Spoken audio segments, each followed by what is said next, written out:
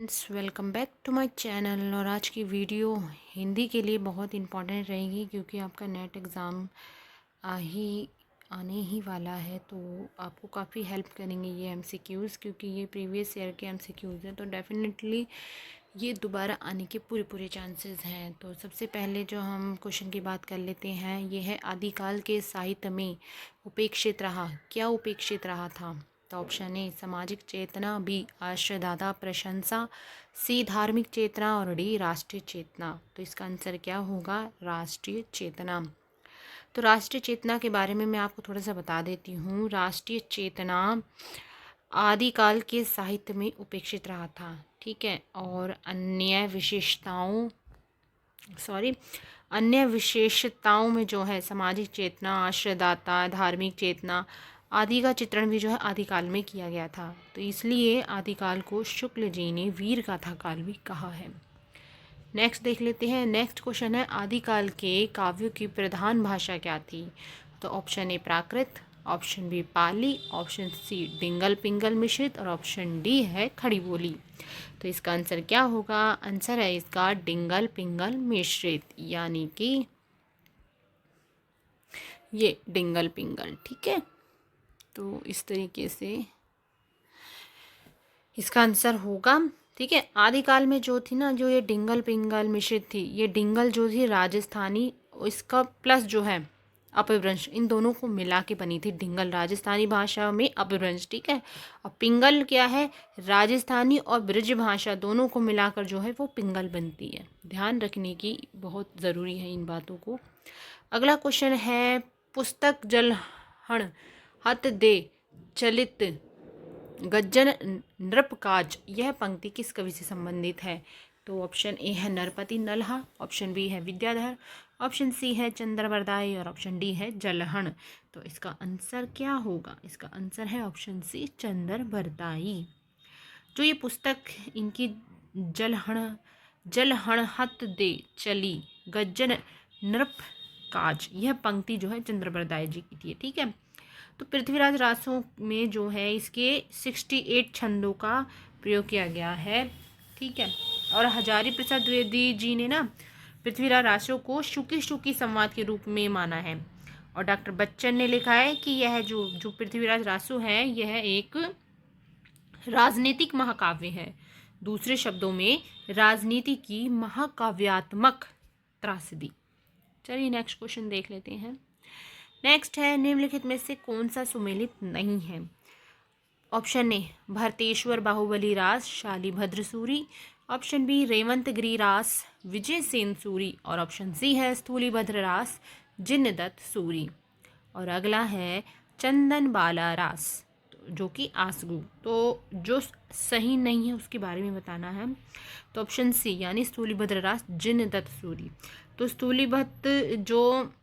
स्थूलीभद्र रास जिनदत्त सूरी के रचनाकार की दृष्टि से देखा जाए तो इनका सही सुमेलन मैं आपको अभी बता देती हूँ, ठीक है। भरतेश्वर बाहुबली रास की कौन है? शालीभद्र सूरी। और जो रेवंत गिरी रास हैं इनके विजय सेन सूरी हैं, ठीक है। लेकिन जो स्थूलीभद्र रास है इनके कौन है? इनके हैं जिन धर्म सूरी, ठीक है। तो इसलिए यहाँ पे ऑप्शन सी गलत है। और अगला है उपदेश रसायन रास, तो इसके कौन है? जिनदत्त सूरी, ठीक है। तो इसका इस तरीके से ये सही होगा।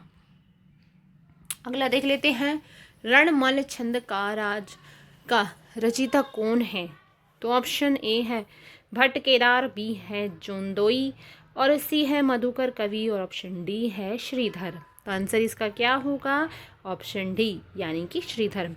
जो रणमल छंद के रचयिता है ना, वो श्रीधर हैं, ठीक है। आपको इस बात का तो पता ही लग गया है।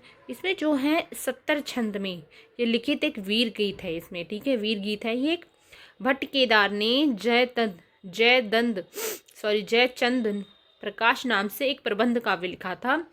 और मधुकर कवि जो है, इन्होंने क्या किया था? इन्होंने जयमयंक, जस चंद्रिका और जो जोंदोई है जो, इन्होंने क्या किया था? इन्होंने परमात्मा प्रकाश और योगसार 2 पुस्तकें इन्होंने लिखी थी। अगला देख लेते हैं, पृथ्वीराज रासों में पृथ्वीराज के पिता कौन हैं? Option A Rajeshwar, option B Samar Singh, option C Anangpal और ऑप्शन डी है सोमेश्वर। सही आंसर होगा इसका सोमेश्वर। पृथ्वीराज रासो में पृथ्वीराज के पिता कौन है? सोमेश्वर। नेक्स्ट क्वेश्चन, गोरा बादल की कथा किसके द्वारा लिखी गई है? Option A Dalpati Vijay, option B Narpati Nalha, option C Jatmal और ऑप्शन डी है जलहण। तो इसका आंसर होगा ऑप्शन सी जटमल। गोरा बादल की कथा जो है जटमल द्वारा लिखी गई है और दलपति विजय की रचना किसने की थी? खुमाण रासो 9वीं सदी में। नरपति नल्हा कृत की क्या है? बिसलदेव रासो जो कि 13वीं सदी में लिखी गई थी। और अगला जो है जलहण चंद्रबरदाई के पुत्र थे, ठीक है, जलहण। इन्होंने पृथ्वीराज रासो नामक रचना को पूर्ण किया था। अगला देखते हैं नाथों की संख्या कितनी मानी गई है? ऑप्शन ए 9, बी है 11, सी है 84, डी है 86। तो इसका सही आंसर होगा ऑप्शन ए यानी 9। नाथों की संख्या 9 मानी गई है। गोरक्ष सिद्धांत संग्रह में जो है नव प्रवर्तकों को इस तरीके से बताया गया है। पहला है नागार्जुन, दूसरा है जड़ भरत, तीसरा है हरिश्चंद्र, चौथा है सत्यनाथ, पांचवा है भीमनाथ, छठा है गोरक्षनाथ, सातवां है चरपट, आठवां है जलंधर, नौवां है मल्लार्जुन। नेक्स्ट क्वेश्चन देखते हैं, सिद्धों में सबसे पुरानी कौन है? तो ऑप्शन है नारोपा, बी लुईपा, सी गौरशपा और डी है सरहपा। तो इस आंसर क्या होगा? ऑप्शन डी सरहपा जो है सिद्धों में सबसे पुरानी है। ठीक है, सरहपा सिद्धों में सबसे पुराने हैं। इन्हें सरोज, वद्र, राहुल भद्र आदि नामों से भी जाना जाता है। ठीक है, और सरहपा की रचना जो है दोहा कोश है। सरहपा ने क्या लिखा है? दोहा कोश लिखा है। दोहा कोश का संपादन किसने किया है? प्रबोध चंद्र बाघ जी ने किया है, याद रखिएगा। अगला क्वेश्चन और लास्ट क्वेश्चन है हमारा ये, खुमान रासो का रचयिता कौन है? ऑप्शन ए जगनिक, बी दलपति विजय, सी नरपति नल्हा और डी चंद्रबरदाई। तो आंसर क्या होगा इसका? ऑप्शन बी यानी दलपति विजय। इनकी जो है रचना 9वीं सदी में हुई थी ये। और जगनिक ने परमाल रासो भी लिखा है, जिसे बिसलदेव रासो नामक ग्रंथ की रचना की थी। ठीक है, और इसे अल्हाखंड नाम से भी जाना जाता है। और चंद्रबरदाई ने पृथ्वीराज रासो की रचयिता की है। ठीक है, तो ये थे आज के क्वेश्चन। आपको कैसे लगे मुझे कमेंट बॉक्स में ज़रूर बताइएगा। मिलते हैं नेक्स्ट वीडियो में, तब तक के लिए आप अपनी तैयारी को पूरी तरीके से निभाइए।